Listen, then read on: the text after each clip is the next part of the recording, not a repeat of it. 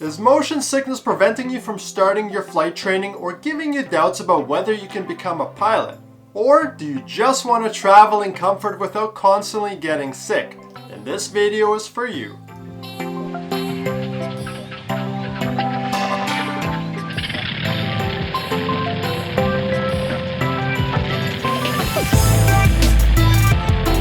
Welcome aviators! Hope you're having a fantastic fall season and we're able to get up in the air and enjoy the beautiful fall colors. If you're new to my channel, my name is Yaro and I take the mystery out of the aviation industry, so consider subscribing for more videos just like this. In this video I'm going to share with you how you can prevent yourself from getting nauseous while flying, and if you do get sick, how to get through your flight. Believe it or not, when I started flight training I used to get so sick that I wasn't even sure if I would be able to become a pilot. So these are the tips and tricks that have worked for me in my career. These techniques will be helpful for anyone, whether you are training to become a pilot or just sitting in the back of the airplane as a passenger. So let's jump right in. Let's start with, why do you even get sick? This will help you understand the mistakes that most people make that lead to motion sickness. Deep inside the ear, positioned just under the brain, you have the inner ear. While one part of the inner ear enables hearing, another part, called the vestibular system, is designed to send information about the position of the head to the brain's movement center, the cerebellum. When your ears sense movement and your eyes don't sense the same movement, or there's a little bit of a discrepancy between the two, you get sick. When I started flight training, I would always get motion sickness and we wouldn't be able to get through a full lesson. I was even doubting if I could become a pilot because I would get motion sickness on the swing or in the back of the car. By this point though, I had already passed my Class 1 medical, so I knew it wasn't health related. So if you are easily prone to motion sickness, the first step is to get checked out by an aviation doctor. As I started researching about motion sickness, I quickly realized there are several things you can do, starting with prevention. Preventing air sickness should always be your top priority because once you get sick, it's really hard to come back from that. So the first thing you want to do is have a proper meal. You might think that if you eat lots of food, you'll just have more to throw up if you get sick, but the opposite is actually true. Food adds weight to your stomach and helps it from bouncing around in turbulence, and it has something to digest. However, it's important to eat the right types of foods. Avoid heavy, greasy, and acidic foods hours before your flight.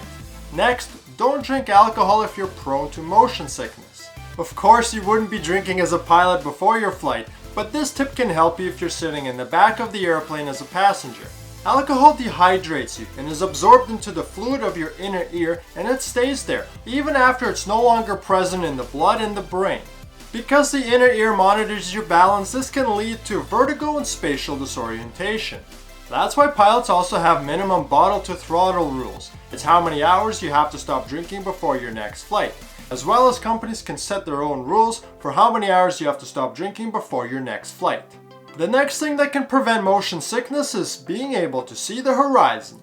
It's the same as if you got sick in the back of the car. It helps to look between the front two seats at the road. During flight training, typically this is not a problem because you are flying during day VFR conditions. But when you start flying in clouds or start working on your multi-IFR rating, then this becomes important because any movement up or down or looking to the side at your flight instructor can start spinning the fluid of your inner ear in the wrong direction and cause motion sickness. If this happens, you have no horizon to help you recover and will lead to spatial disorientation and vertigo. The same is true in the back of the airplane. If you get a window seat, you can periodically look outside and help your body orientate yourself to the horizon. The worst place is to be stuck in the middle row of seats on a wide-body airplane. You can be feeling all sorts of motions without your eyes being able to verify the information, and if it's turbulent, that can quickly lead to motion sickness. The last and one of the tricks that has helped me the most is to flex your stomach muscles when you are flying through turbulence. This helps tighten your stomach and stabilize your core. In combination with food in your stomach and looking out at the horizon, I have been able to prevent myself from getting sick when I start to feel the effects of motion sickness. Now, if you have done your best to prevent motion sickness and you still get sick, now you enter what I call survival mode. Your goal now is to prevent yourself from throwing up, to prevent yourself from getting extremely ill, and survive until you get on the ground. You want to train your system to handle motion sickness and simply not just to give up and throw up. By not throwing up, you are increasing your motion sickness tolerance and threshold and teaching your body to be able to cope with this new sensation. By using different techniques, you can actually prevent yourself from getting worse and in some cases, reverse the effects altogether. Again, the first thing you want to do is eat some food right away. Bring with you a sandwich, granola bars, or crackers, or if you are flying in the back of the airplane, ask the flight attendants if they have extra meals or food for purchase. Even pretzels or crackers can help curb the sensation of nausea. Next, order a ginger ale pop. We all know that ginger can help curb nausea, but what you might not have known is that ginger ale pop doesn't have any real ginger in it. But that's not why you want it. You want it for the carbonation. The carbonation in pop can relieve gas buildup and dilute acids that cause queasiness.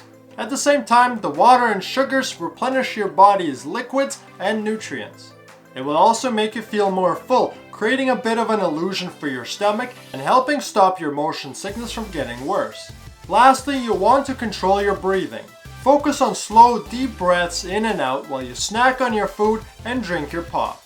Again, if you're in the back of the airplane, closing your eyes can remove the visual sensation that is causing the confusion in your inner ear, and if you can, take a nap. As a student pilot, there's a lot going on during your flight training, and it can be overwhelming looking at all the different things that you have to do, and that can lead to motion sickness. You will also be required to fly the airplane through a series of maneuvers, like stalls, steep turns, and spins, maneuvers not encountered in normal flying. But the more you fly and implement these techniques, the easier it becomes, and you do build up a tolerance to motion sickness. For me, turbulence is fun now, and I don't experience motion sickness the same way as I did when I first started flight training, and when I commute in the back of the airplane, turbulence actually rocks me to sleep.